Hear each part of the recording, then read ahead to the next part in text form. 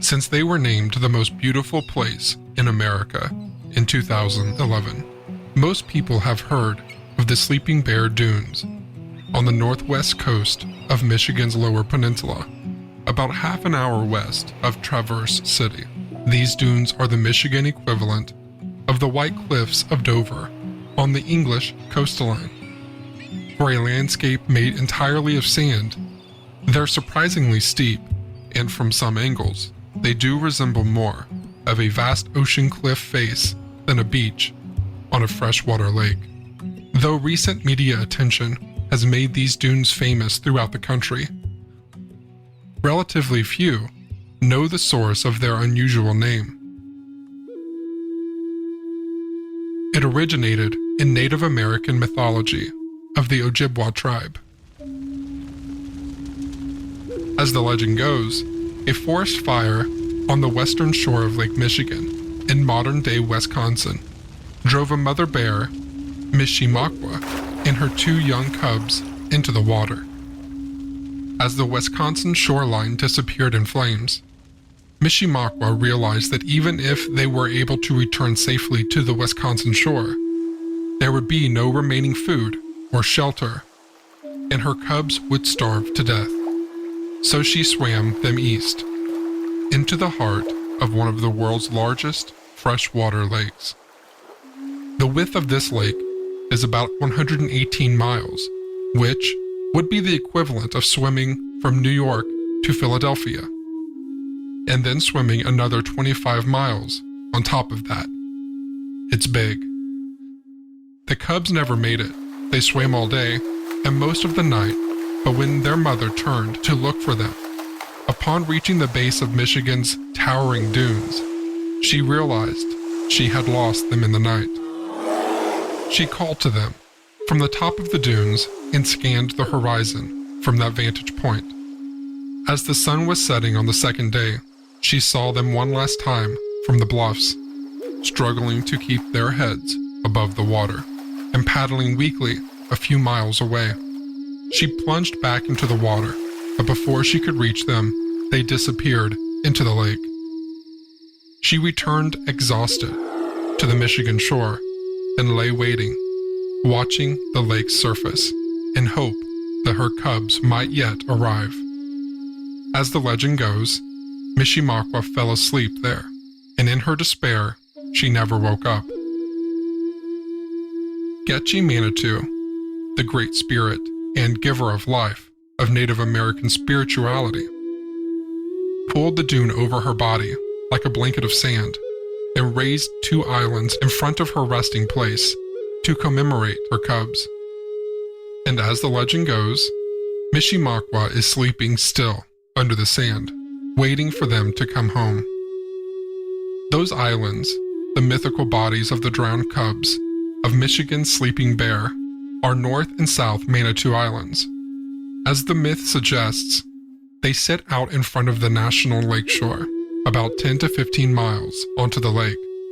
The name Manitou comes from the Algonquin reference to Osha Manitou and Ochi Manitou, meaning good or evil spirits. The most accurate translation for the word Manitou is probably just gods or God. So the names of these islands come out of the myth of Mishaps and the Manitou, or Great Spirit, said to have created them in her honor. It is likely that both islands had special religious significance for Native peoples, and that they had been used for things like rituals and burials from before the time of the Roman Empire. Like the rest of these islands on North America's Great Lakes, the Manitous combine the charm of a modern-day American frontier with all of its forests and butterflies and wildflowers, with the sweeping dunescapes of Sleeping Bear. Both islands are officially part of the Sleeping Bear National Lakeshore, and there was a time when it was not uncommon to see more than 100 ships in Crescent Harbor, on the island's eastern side. Historians have compared this part of Lake Michigan to the center of a modern-day interstate, and South Manitou was the rest stop. Historians have noted that many of the ships docking here were sizable schooners with multiple masts, and they have compared the visual effect of this crowded bay to a thick but leafless forest of straight trees. Crescent Harbor was the only natural deep water harbor between Chicago and Buffalo, so everybody stopped here, and, as you might imagine, a little local economy including a post office, grocery, blacksmiths, and the rest of it, developed to support all this traffic. All of which, standing on the beach at South Manitou, is difficult to imagine today. When trains replaced shipping as the primary method of commercial transportation throughout the Midwest, South Manitou's population dwindled, down to a single inhabitant in the current day. North Manitou had a similar trajectory and has a current population of 0, though wilderness camping is permitted. Much of the traffic to these islands today is for nearby shipwrecks, of which more than 50 are still buried in the surrounding waters. The strangest of these, and one of the more striking you'll ever see, dates to 1960 and is visible from land. Its name is the Francisco Morazan. Look it up. After sailing in the Nazi Navy during Operation Sea Lion, the official name for the planned naval invasion of England, this 235-foot cargo ship was seized by the Allies in the River Elbe in 1945. 15 years later, while carrying a cargo of things like aluminum, canned chicken, and children's toys, it found its way into a snowstorm on northern Lake Michigan.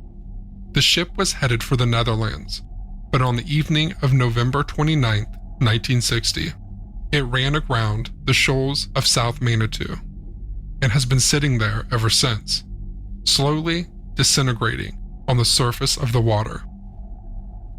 All passengers and crew, including the captain's pregnant wife, were rescued by the Coast Guard.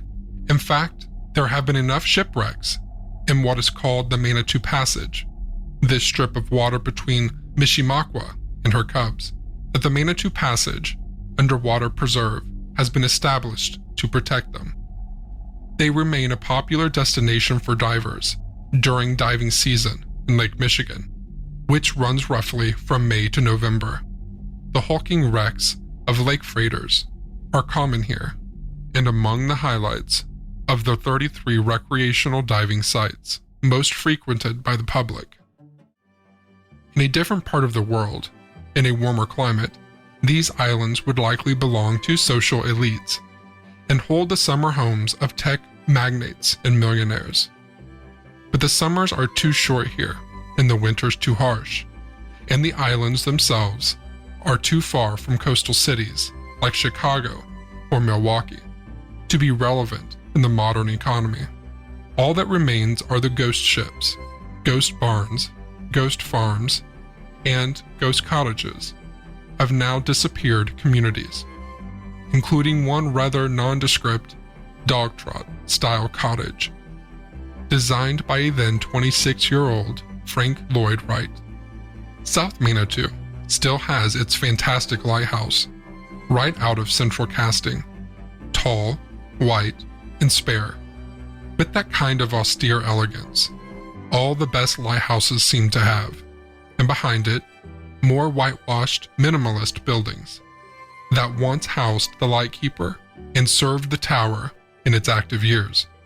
It was placed here in 1840 by an act of Congress due to the enormous amount of boat traffic in the Manitou Passage, more than 1,000 ships per day. Of course, the occasional accident still did occur. And tragically, one lighthouse keeper, a disabled Civil War veteran named Aaron Sheridan, drowned near the base of it in 1878 with his young family. He was returning from the mainland, and when his small boat overturned, he died trying to save his family.